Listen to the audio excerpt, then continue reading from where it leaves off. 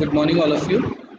Myself, Dr. Ajit Kumar Surana, Assistant Professor in the Department of Physiotherapy, Suresh Gyanviar University. Today, we are discussing about a topic. First of all, the learning objectives of the. These are the learning objectives. First, we recognize the clinical presentation and describe the acute management of the subarachnoid hemorrhage. We recognize the subarachnoid hemorrhage and its clinical presentation, any clinical features in presentation, and we describe the acute management of the subarachnoid hemorrhage. Second, we recognize the clinical presentation and describe the acute management of the meningitis or encephalitis. Now, second one, any condition of the meningitis, encephalitis, we recognize its clinical features or its acute management for the meningitis or for the encephalitis. Now, third one is that we recognize the clinical presentation and describe the acute management of the temporal arthritis. Any problem related to the temporal arthritis, we recognize and its clinical features of the temporal arthritis. Now, next is that we describe the pathophysiology, its clinical presentation or clinical features, any differential diagnosis, any diagnostic consultation, and the basic management of the headache. Next is that we describe the pathophysiology, any clinical features of the presentation, is differential diagnostic consideration, and the basic management of the central nervous system infections. Now, we describe the pathophysiology, clinical presentation, differential diagnostic, and the concentration and the basic management of the brain tumors. Now we differentiate among the clinical symptoms associated with headache and the method of evaluation for further work of the diagnostic.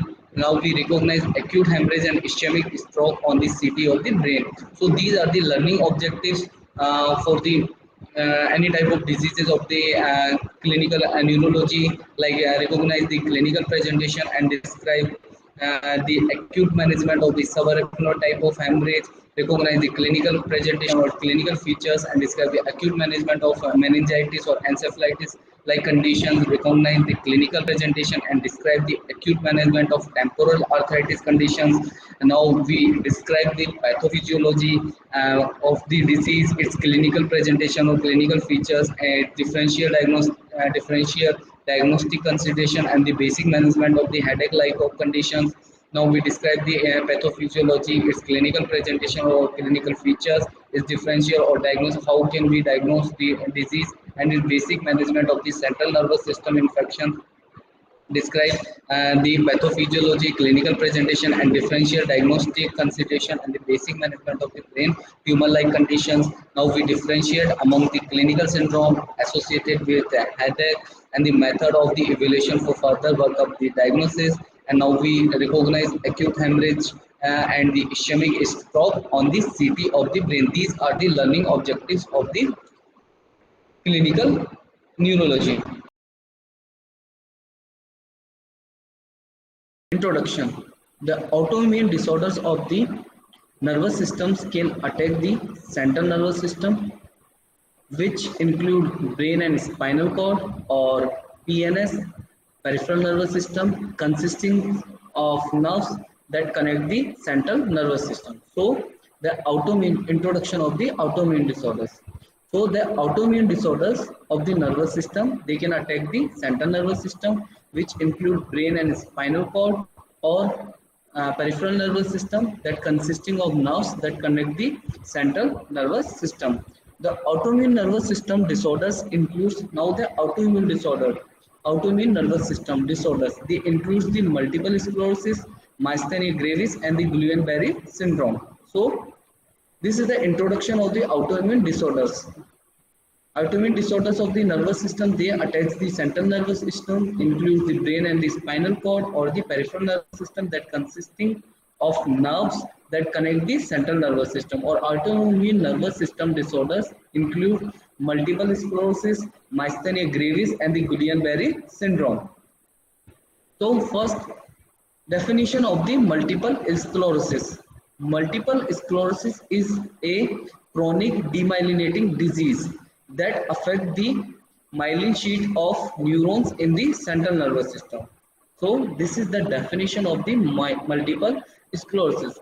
Multiple sclerosis mainly is a chronic demyelinating disease. It is a chronic demyelinating disease that affects the myelin sheath of the neurons in the central nervous system. That affects the myelin sheath of the neurons in the central nervous system.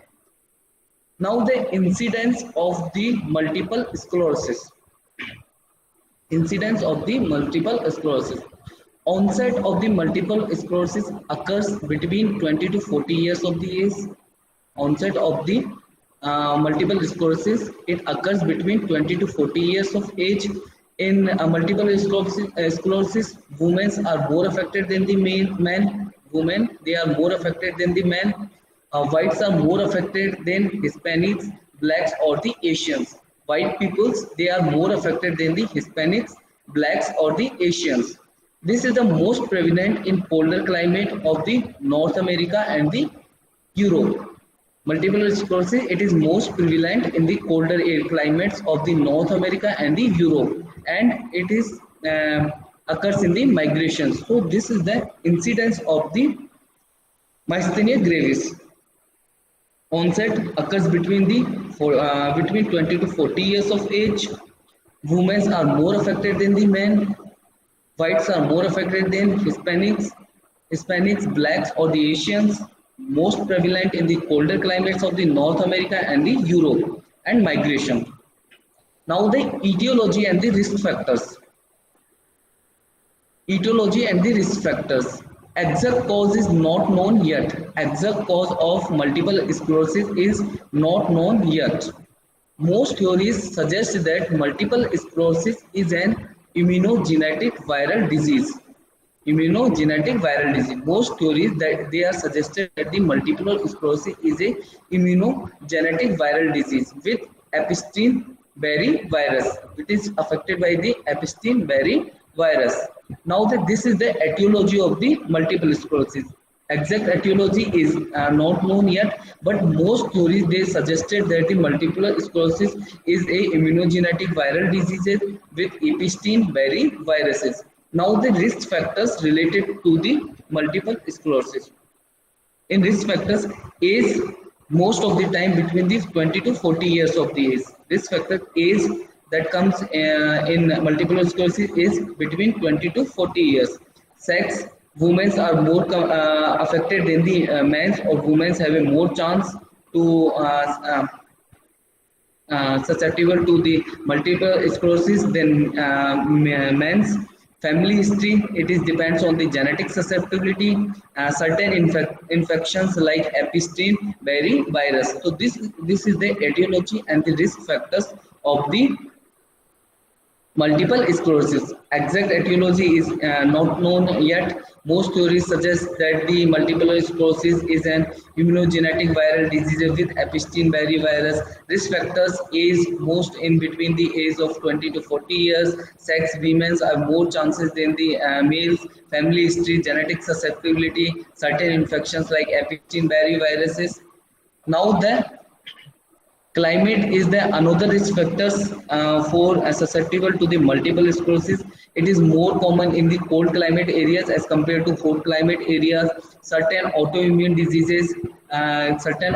disease may also cause multiple sclerosis, like higher risk with thyroid diseases, type 1 diabetes mellitus, or the IBD.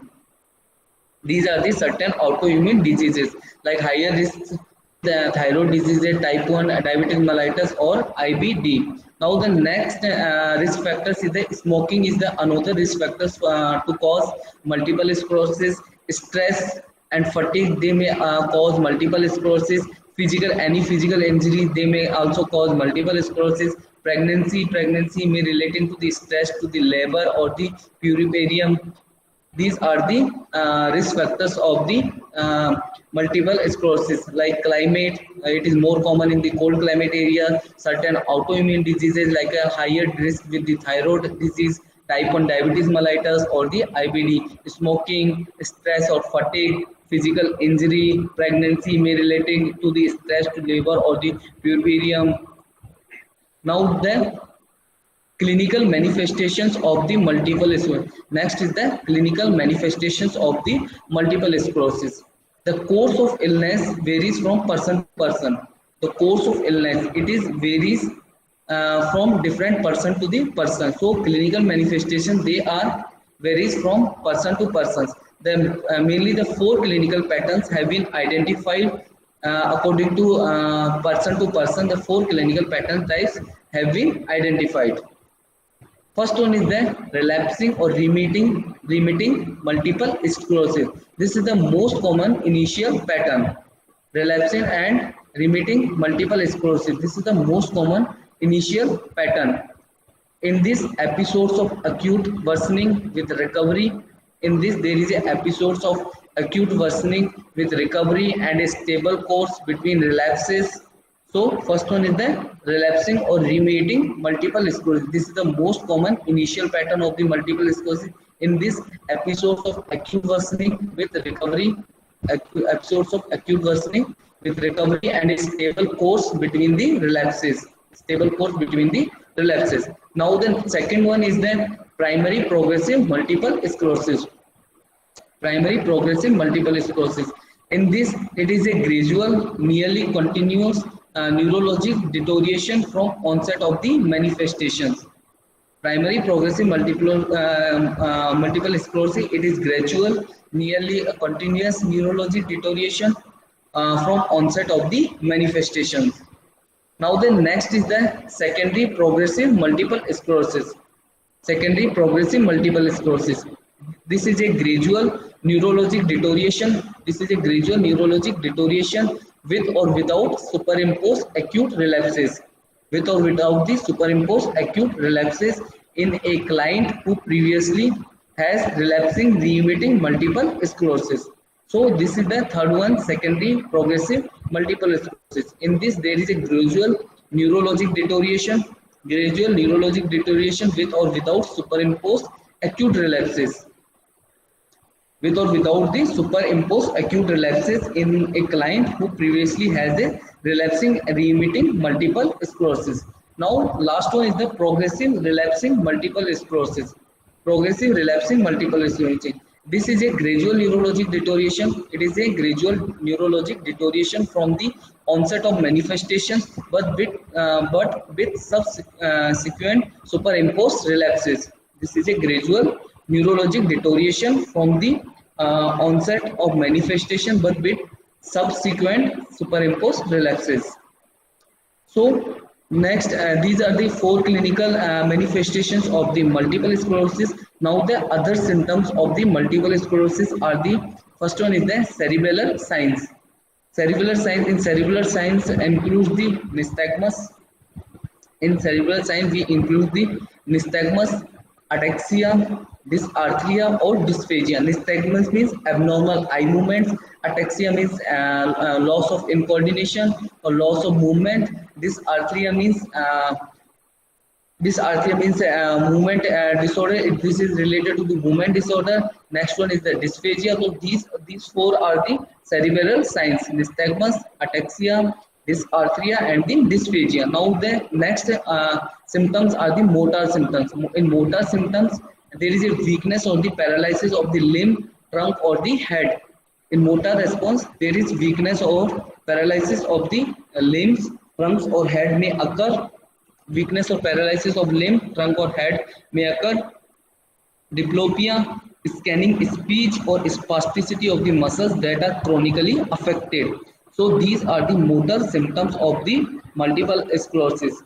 Weakness or the paralysis of the limbs may occur, trunk or head, diplopia, scanning speech, spasticity of the muscles that are chronically affected. Spasticity of the muscles that are chronically affected. These are the motor symptoms. Now the next one is the sensory symptoms of the multiple sclerosis. Secondary symptoms, there is numbness of the muscles, tingling, and the other paresthesia. Paresthesia means weakness of the muscles. Patchy blindness or scotomas. Patchy blindness may occur or the scotomas. Blurred vision.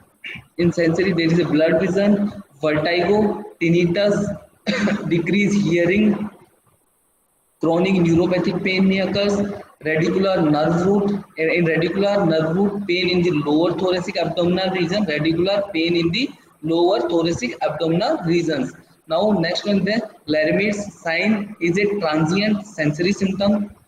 Lhermitte's sign is a transient sensory symptom that described as an electric shock radiating down the spine or into limbs with flexion of the neck. So these are the sensory symptoms of the multiple sclerosis. First one is the numbness. Numbness may occur in the muscles. Tingling sensations may comes, and the other paresthesia, other muscle weakness may comes. Patchy blindness or scotomas, blood vision, disturbance in the vision, so there is a blood vision, vertigo comes in sensory, tinnitus, decrease hearing capacity of the ears, chronic neuropathic pain may occur, radicular or nerve root pain in the lower thoracic abdominal region, radicular pain in the lower thoracic abdominal region may occur. Lhermitte's sign is a transient sensory symptom. Now next is the Lhermitte's sign. Lhermitte's sign, it is a transient sensory symptom described as an electric shock. It is described as a electric shock that radiating down the spine. It is described as a electric shock that is radiating down the spine of into limbs with flexion of the neck. Now next is the emotional problems. Next symptom is the emotional problems. The patient with fatigue associated with energy needs. Patient feels like a fatigue. There is no energy in the body. It feels fatigue all the time. Depression. Patient may comes in a depression. This conditioning, medication side effects may comes in the emotional problems. So these are the emotional problems related to the multiple sclerosis. First one is the fatigue associated with energy needs, depression, deconditioning, medication, side effects. So these are the symptoms of the multiple sclerosis. Like first one is the cerebral signs. In cerebral signs, there is a nystagmus, ataxia, dysarthria, and the dysphagia. Second one is the motor. In motor, there is a weakness or the paralysis of the limbs. Trunk or the head, diplopia, scanning speech, spasticity of the muscles that are chronically affected. In sensory, there is a numbness, tingling and the other paresthesia, patchy blindness, blood vision, vertigo, tinnitus, decreased hearing and the chronic neuropathic pains, radicular pain in the lower thoracic abdominal region. Lhermitte's sign is a transient sensory symptom that described as an electric shock that radiates from the spine or into limbs with the flexion of the neck. Now next one is the emotional problems. In emotional problems, there is a fatigue. They are associated with the energy needs, depression, deconditioning or medication side effects. Now the diagnostic evaluation of the multiple sclerosis. How can we diagnose multiple sclerosis, and how can we diagnose multiple sclerosis with the help of other aids? There is no definitive test for the multiple sclerosis. There is no definitive test for the multiple sclerosis. Detailed history of episodes of neurologic in diagnostic evaluation. There is a detailed history of the episodes of the neurologic dysfunctions or the physical examination of the patient. In diagnostic evaluation, there is a physical examination of the patient, because there is no definitive test for the multiple sclerosis. That's why we detailed history of episodes of neurologic dysfunction, physical examination of the patient. Now other tests that includes in the CSF evaluation, cerebrospinal fluid evaluation, for the presence of the IgG antibody or oligoclonal bonding. We test CSF evaluation for the presence of IgG antibody or oligoclonal bonding. Next is the evoked potential of optic pathways. Evoke potential of optic pathways and auditory symptoms to assess presence of slowed nerve conduction. Next test is the evoke potential of optic pathways. Evoke potentials of the optic pathways and the auditory system to assess presence of slowed nerve conductions. Next is the MRI of the brain and the spinal cord. Next test is the MRI of the brain and the spinal cord to determine the presence of multiple sclerosis plaques. MRI of the brain and spinal cord is necessary to identify or determine the presence of multiple sclerosis plaques And next is the CT scan to detect the area of demyelination, but with less detail as by the MRI. CT scan mainly used to detect the area of demyelination, but with less detail comes as compared to the MRI. So these are the other tests, including the diagnostic evaluation of the multiple sclerosis. First one is the CSF evaluation for presence of IgG antibody or oligoclonal bonding. Second one is the evoked potential of optic pathways and auditory system to assess presence of slowed nerve conduction. Next is the MRI of the brain and the spinal cord to determine the presence of the multiple sclerosis plaques. CT scan to detect the area of demyelination, but with less detail as by MRI. Now the medical management of the multiple sclerosis. Medical management of the multiple sclerosis. There is no exact cure of the multiple sclerosis. There is no exact cure or no exact treatment for the multiple sclerosis. And the main aim of the medical management treatment is to aim to prevent or postpone the long-term disability. Main aim of the medical management is to prevent or stop or postpone the long-term disabilities often evolves slowly over many years. Often that evolves slowly over many years. The treatment falls into three categories. Now the medical management treatment is falls into the three categories. First one is the first we treat the acute relapses, treatment of the acute relapses, treatment aims at disease management. Now next one is the treatment aimed at disease management. Next is the symptomatic treatment. So these are the medical management because there is no exact cure or treatment for the multiple sclerosis. Now the main aim to prevent or postpone the long-term disabilities, to postpone the long-term disability often evolves slowly over many years. Now the treatment falls into three categories. Medical management treatment, it is falls into the three categories. First one is the treatment of the acute relapses, treatment of the acute relapses. Second one is the treatment aimed at disease management, treatment aimed at disease management. Next is the symptomatic treatment. So this is the medical management of the multiple sclerosis. Now the first one is the treatment of the acute relapses. There are three falls of conditions.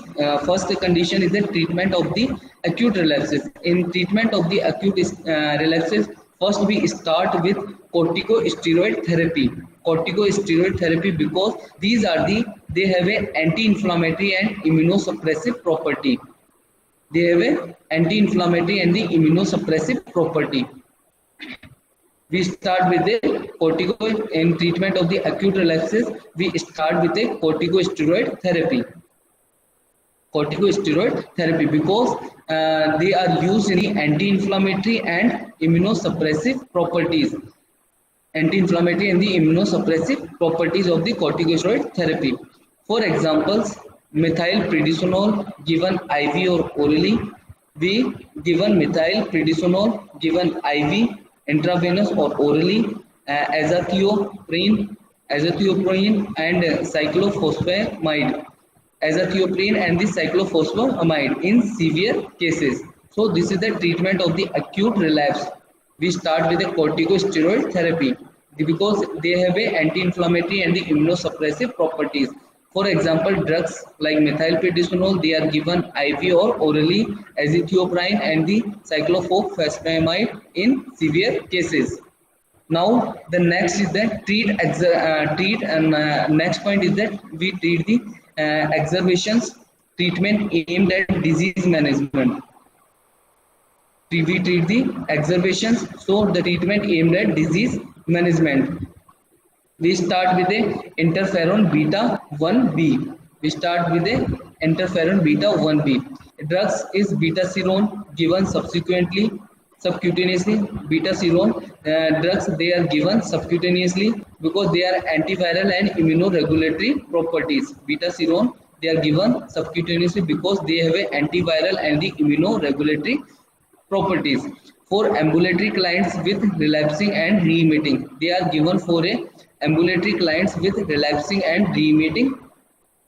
Now second one is the interferon beta 1a. Interferon beta 1a. Drug is Avonex for treating relapsing form of multiple sclerosis. They are used for treating relapsing form of the multiple sclerosis.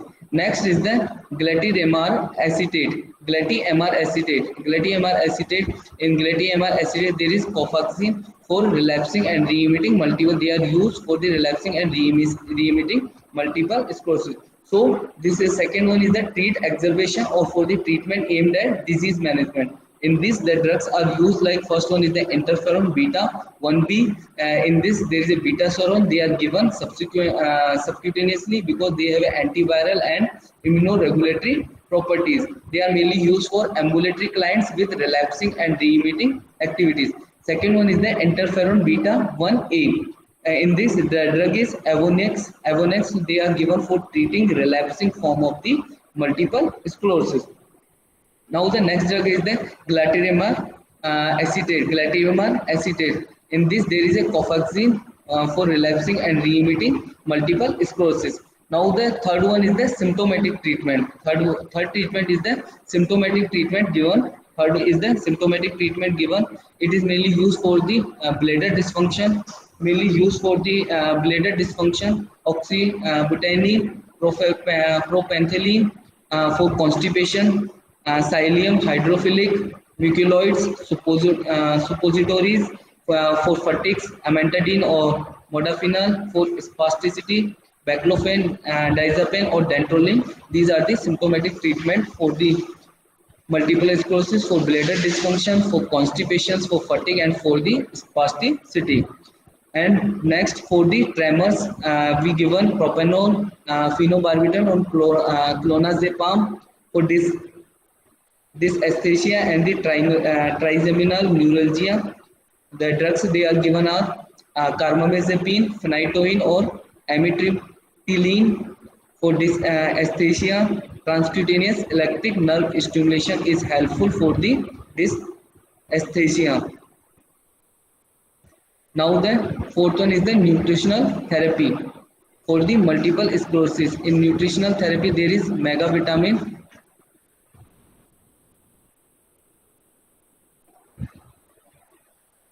Nutritional therapy. In nutritional therapy, there is mega vitamin therapy. In mega vitamin therapy, there is cobalamin or vitamin B12 and vitamin C. Cobalamin, vitamin B12 and vitamin C. Second one is the low fat diet. In low fat diet, next is the high courage diet to relieving the high roughage diet to relieving the constipations. Now the other therapies they are given for the multiple sclerosis to improving the neurologic functions of physical and the speech therapy, exercise and water exercises.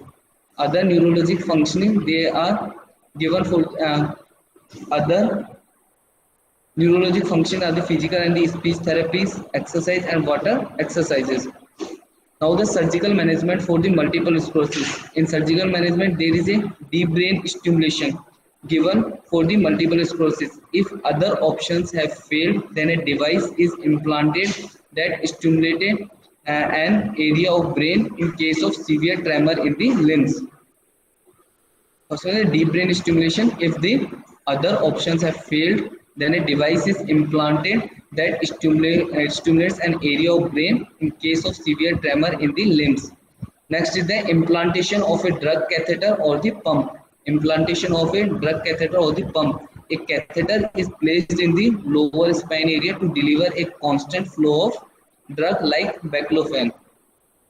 Implantation of a drug catheter or pump. In this, a catheter is placed in the lower spinal area to deliver a constant flow of drugs like baclofen in case of severe pain or the spasticity. Now, next is the nursing management for the multiple sclerosis. In nursing management, there is nursing diagnosis. In the nursing diagnosis, there is impaired urinary elimination pattern related to the bladder dysfunction as evidences by low output and acute pain. In interventions, there is assess the skin for incontinence, associated dermatitis with each voiding, maintain fluid intake of 2000 ml per day, toilet every 2 hours, scan bladder for post void residual volume. If PVR is more than 100 ml, then catheterize. So this is all about the multiple sclerosis. Management of the Guillain-Barré syndrome. First, medical management of the Guillain-Barré syndrome. The mainstay of the medical management of the patient with Guillain-Barré syndrome is plasmapheresis. Now, in plasmapheresis, the blood is removed from the body. The red and white blood cells are separated from the plasma, and only the blood cells are returned to the patient. It is thought that removing the plasma eliminates some of the immune factors that are responsible for disease progression. Plasmapheresis helps in following ways: it reducing the length of the illness, shorten time of mechanical ventilation, early ambulation. So, in plasmapheresis, blood is removed from the body. The red and white cells are separated from the plasma, and only the bloods are returned to the patient. It is thought that removing the plasma eliminates some of the immune factors that are responsible for the disease progression. Plasmapheresis helps in following ways: reducing the length of the illness, shorten time on ventilation, mechanical ventilation, or early ambulation. Now, next is that intravenous immunoglobulins, or IVIG, or intravenous immunoglobulins. Immunoglobulins are given intravenously, which shows a positive impact on the speed of recovery, but it has been shown to be less effective than plasmapheresis. Intravenous immunoglobulins, or IVIG immunoglobulins, they are given intravenously. They are given the intravenously or IV, which shows a positive impact on the speed of recovery, but it has been shown to be less effective than plasmapheresis. Now, the further medical management can be done according to the symptoms and the complications. Further medical management, it can be done according to the symptoms and the complications, like supportive care. In supportive care, mainly is ICU or intensive care monitoring. Basic medical management often determines mortality and morbidity. Ventilatory support. In ventilatory support, there is atelectasis leads to the hypoxia. Because atelectasis leads to the hypoxia, hypercravia. Later finding arterial blood gas may be misleading. Vital capacity, tidal volume, and negative inspiratory force are best indicators of the diaphragmatic function. Progressive decline of these functions indicate an impedant need of ventilatory assistance.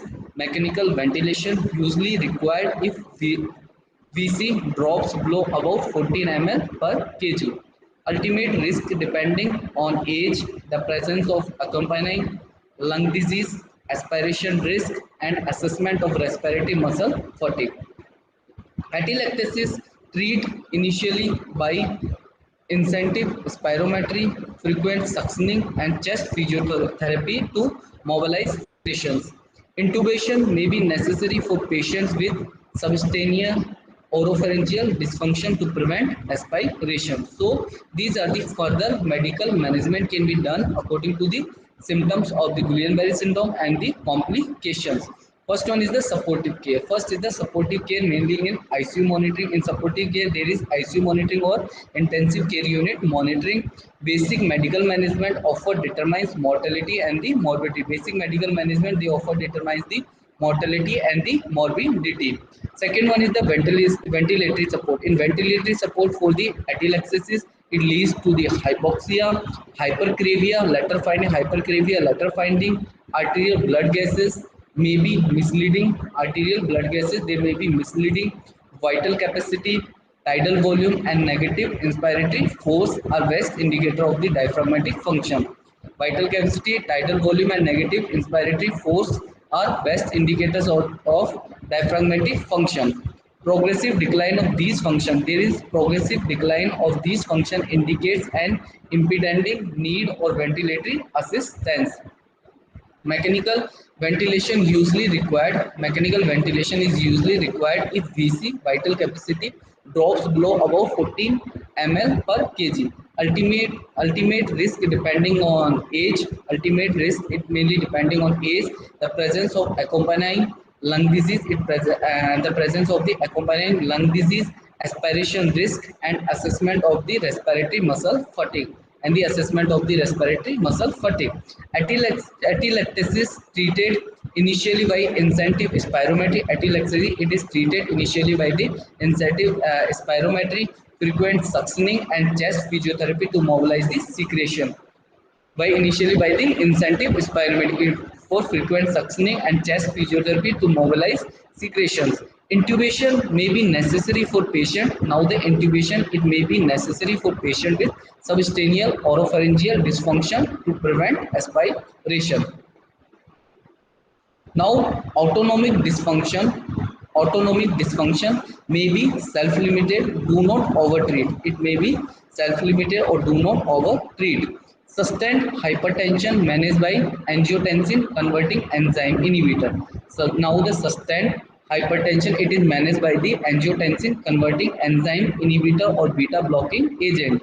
Use short acting intravenous medication. Use short acting intravenous medication for labile hypertension requiring immediate therapy. They requiring immediate therapy.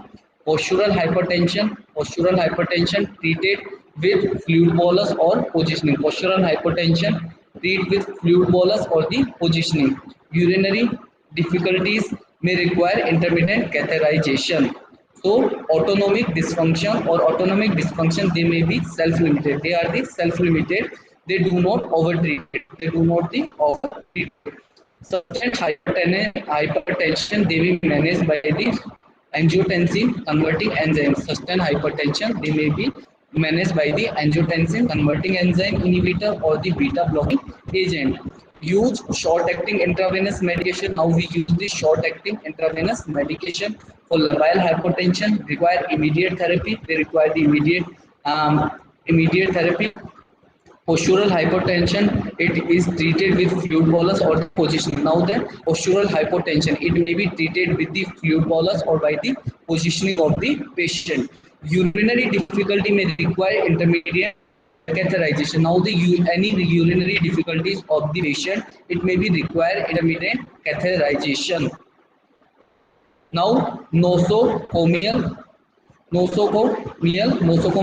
infections usually involve pulmonary and urinary tracts. Nosocomial infection, they usually involve the pulmonary and the urinary tracts. Like occasionally central venous catheters become infected.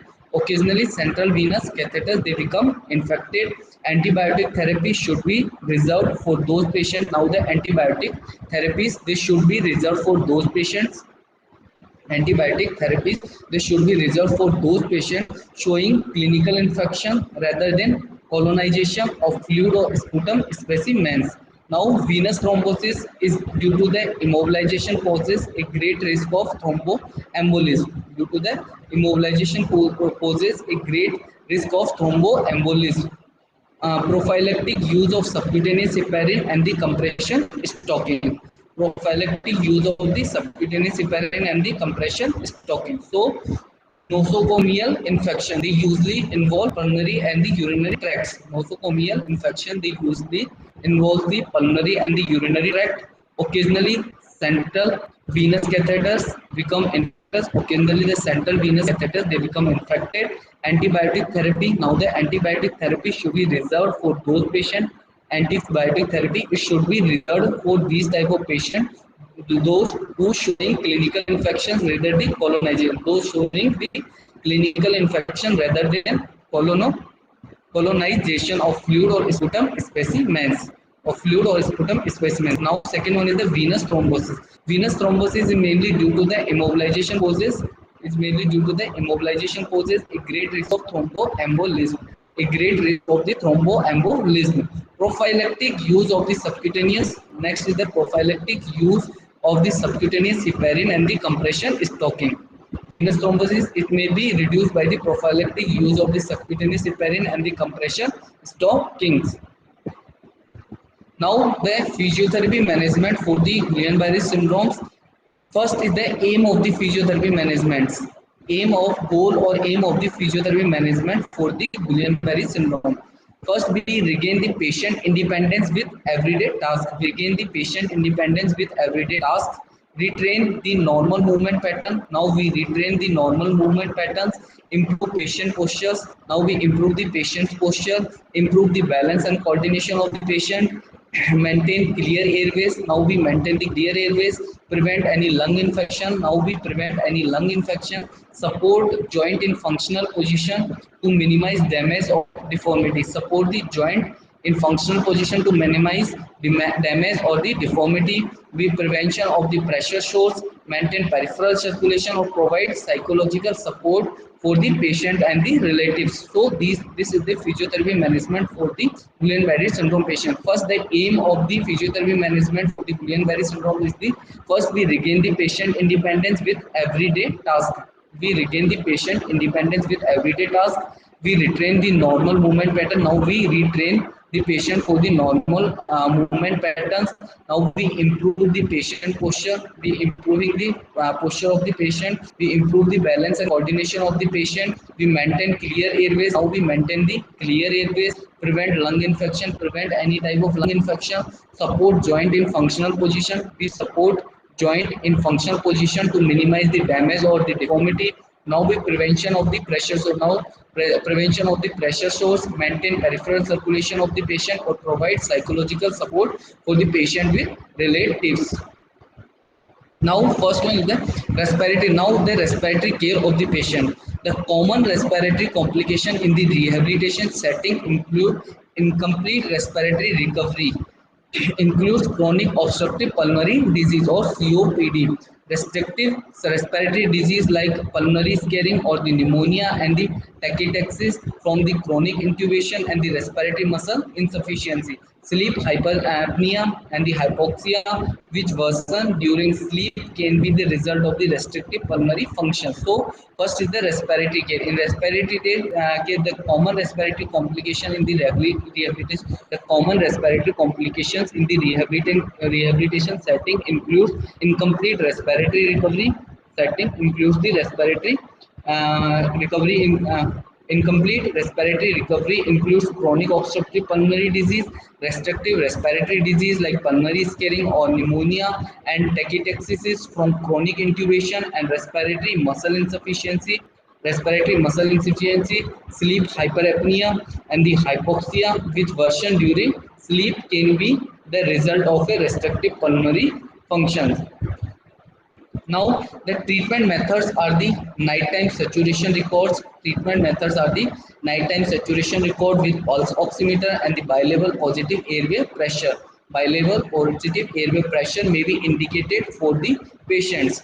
Physical therapy measures the chest percussion, breathing exercise, resistive inspiratory training may be required to clear respiratory secretions to reduce the work of breathing. Spatial weaning protocol to prevent over fatigue of the respiratory muscles can be recommended for more severe patients with tracheostomy. Patients with cranial nerve involvement need extra monitoring as they are more prone to the respiratory function. So the treatment methods are the first the nighttime saturation record with pulse oximeter. Nighttime saturation must be recorded with the pulse oximeters, and the bilevel positive airway pressure or the BiPAP may be indicated for the patient. Now physiotherapy or physical therapy measures the chest percussion, breathing exercise, resistive inspiratory training may be required to clear the respiratory secretions to reduce the work of the breathing. Respiratory circulation to reduce the work of the breathing. Spatial weaning protocols to prevent over fatigue of the respiratory muscles. Spatial weaning protocol to prevent over fatigue of the respiratory muscles can be recommended for more severe patients with tracheostomy. It can be recommended for more severe patients with tracheostomy, patient with cranial nerve involvement. Now the patient with the cranial nerve involvement need extra monitoring as they are more prone to the respiratory dysfunction, Patients should be encouraged to cease smoking. Now the patient should be encouraged to cease the smoking or stop the smoking. Posturally drain area of the lung tissues. Posturally drain the area of the lung tissues too hourly, turning into supine or sideline position. Too hourly, turning into supine or sideline position. 2 to 4 liter anesthetic bag can be used to enhance chest expansion. 2 to 4 liter anesthetic bag can be used to enhance chest expansion. Therefore, two peoples are necessary for this technique. Two people they are necessary for this technique. One to squeeze the bag and another to apply chest manipulation. One is to squeeze the bag and another to apply chest manipulation. Rib springing to stimulate cough. Now the rib springing to stimulate cough. After the removal of the ventilator and the adequate expansion, effective coughing must be taught to the patient. Effective coughing it must be taught to the patient. So patients should be encouraged to cease smoking or stop the smoking. Posturally drain area of the lung tissue. Now we posturally drain the area of the lung tissues too overly, turning into the supine or sideline positions. 2 to 4 liter anesthetic bag can be used to enhance the chest expansion. Therefore, two people are necessary for the this techniques. One to squeeze the bag and another to apply chest manipulation. Rib springing to stimulate the cuff. Now the rib springing to stimulate the cuff. After the removal of a ventilator, and adequate expansion, effective cuffing must be taught to the patient. Maintain normal range of the movement. Now they maintain the normal range of the movement of the joint.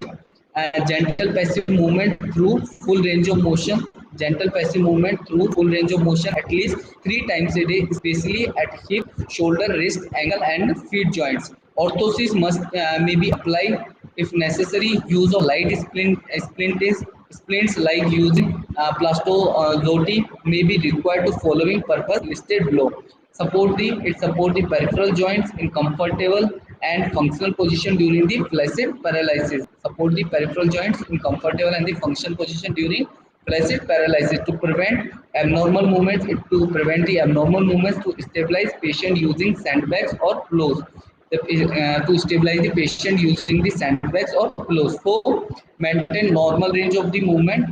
We maintain the normal range of the movement. Gentle passive movements through full range of the motion. Gentle passive movements through the full range of the motion at least 3 times a day, especially at the hip, shoulder, wrist, and ankle and the feet joints. Orthosis may be if required. Orthosis may be given to the patient. Use of light splints, example using plasta zote, may be required for the following purpose listed below, like support the peripheral joints in comfortable and the functional position during flaccid paralysis, to prevent abnormal movements, to stabilize patient using sandbags and pillows.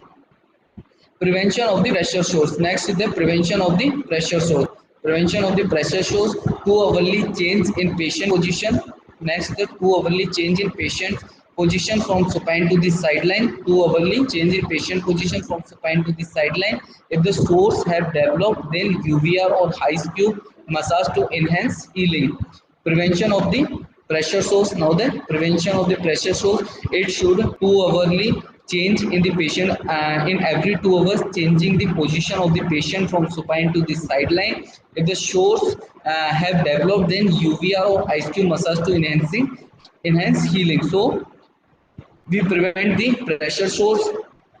Position may be changed in every 2 hours from supine to the sideline if the sores have developed, and then the UVR or the ice cube massage to enhance the healing.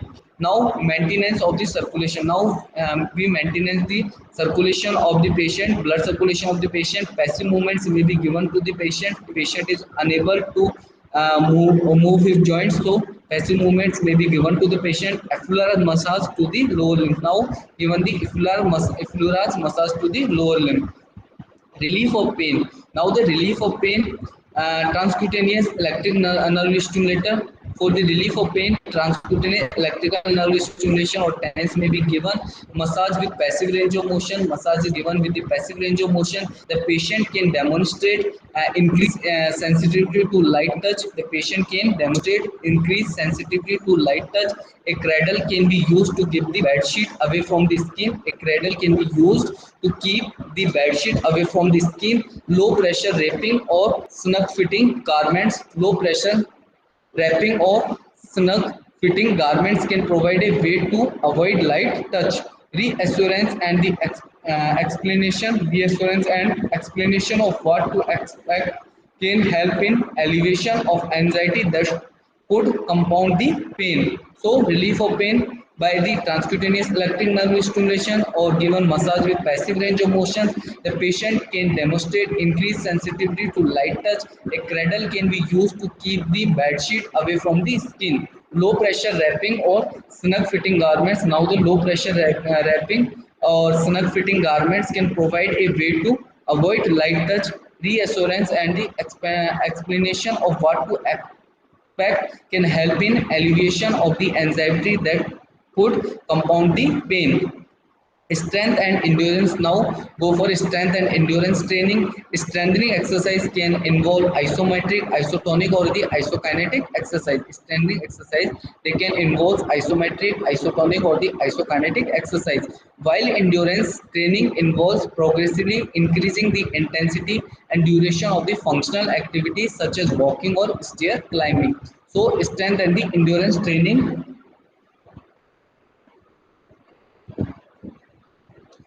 Strength and endurance training. Strengthening exercise can involve isometric, isotonic, or isokinetic exercise, while endurance training involves progressively increase the intensity and duration of the functional activity, such as walking or stair climbing. Functional training for retraining of the dressing, washing, bed mobility, transfer, and ambulation activities comprise a big part of rehabilitation process, balance, and proprioceptions. Retraining in all these functional activities should also be included, while motor control can be achieved by doing a proprioceptive neuromuscular facilitation technique. Assistive devices such as wheelchairs, walking sticks, and quadrupeds should be made available to individuals if required in order to facilitate safe and effective ambulation.